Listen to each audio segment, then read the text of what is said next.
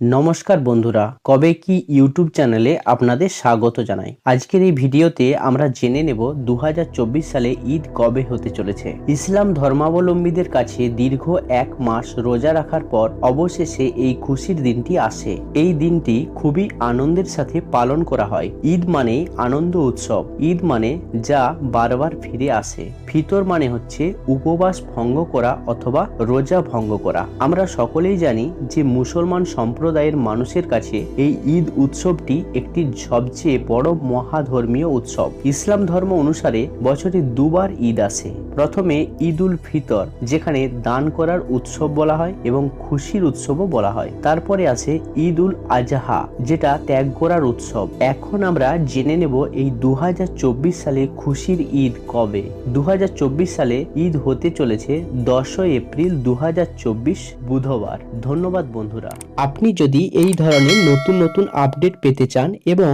আপনি যদি চ্যানেলে নতুন হয়ে থাকেন তাহলে চ্যানেলটিকে অবশ্যই সাবস্ক্রাইব করুন। ধন্যবাদ বন্ধুরা।